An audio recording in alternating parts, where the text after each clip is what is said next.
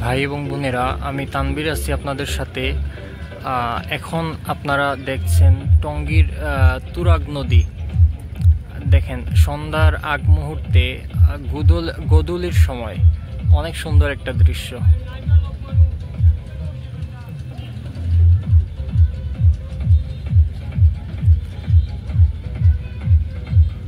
আপনারা ভিডিওতে একটু খেয়াল করলে দেখবেন যে প্রচুর মাছ এই নদীতে। এ দেখেন, প্রচুর মাছ। কিন্তু আসলে দুঃখজনক হলেও সত্য, এগুলা আসলে খাওয়ার মতো কোনো মাছ না, এগুলা সব শাকার ফিশ।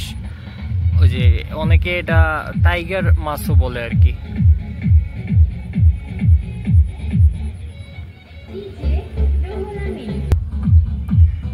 এখানকার পরিবেশের আরেকটা বড় সমস্যা হচ্ছে এই যে নৌকাগুলোতে যে পরিমাণে আপনার সাউন্ড দিয়ে গান বাজনা করা হয়, এটা আসলে এখানকার পরিবেশ নষ্ট হওয়ার অন্যতম একটা কারণ আমার কাছে মনে হয়। এই সমস্যাটা কিন্তু এখানকার রেগুলার সমস্যা।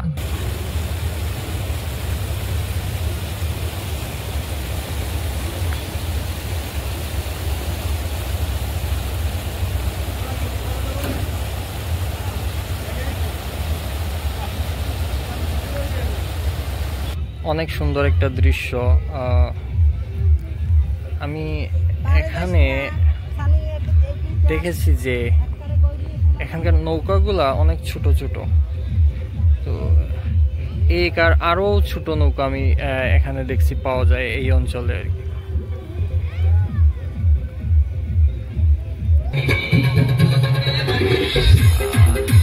আমার কাছে মনে হয় কোনো সুস্থ মস্তিষ্কের মানুষ বা স্বাভাবিক কোনো মানুষ এইভাবে কাজটা করতে পারে না।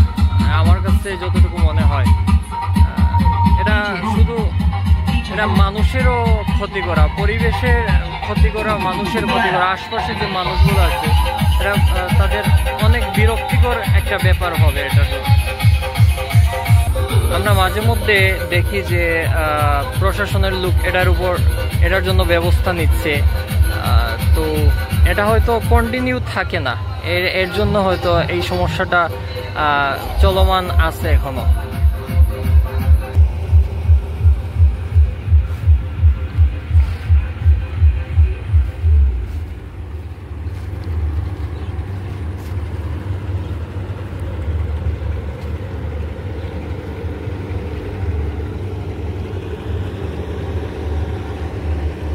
অনেক সুন্দর একটা দৃশ্য।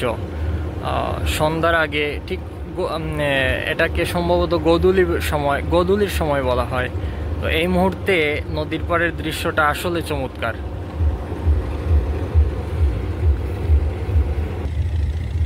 যেহেতু এটা শহরের মধ্যে একটা নদী, তো এটার যাতে দখল না হয়, দখলমুক্ত রাখার জন্য সরকার এই যে নদীর সীমানা নির্ধারণ করে দিয়েছে। এই নদীর দুপাশেই এই যে একটু পর পর এরকম ফিলার দেয়া আছে।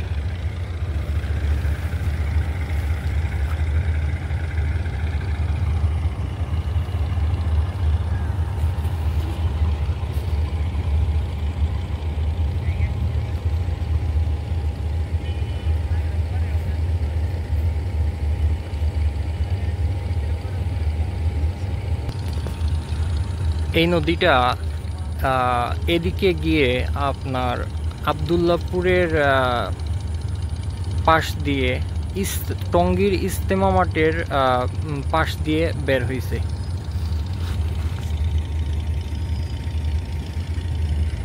এই নদীতে প্রচুর মাছ।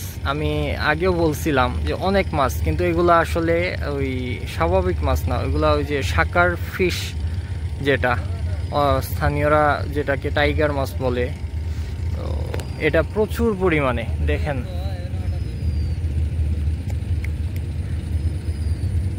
প্রচুর শাকার ফিশ।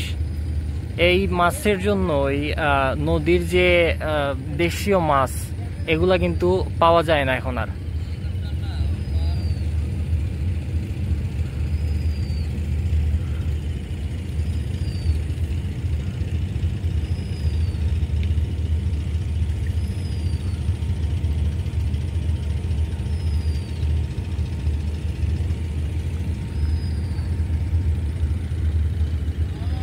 মাছের অভাব নাই। দেখেন শাকার মাছের অভাব নাই, প্রচুর শাকার ফিশ। তো আপনারা আশা করি লাইক দিয়ে এবং সাবস্ক্রাইব করে সাথেই থাকবেন। টঙ্গী এলাকা হচ্ছে একটি শিল্প এলাকা, সেহেতু এখানে অনেক কলকারখানা আছে। তো এখানকার কলকারখানার যে আপনার কেমিক্যাল আছে সব কিন্তু নদীতে সেই পড়ে, সেজন্য এই নদীর পানি কিন্তু পরিষ্কার না পুরোপুরি।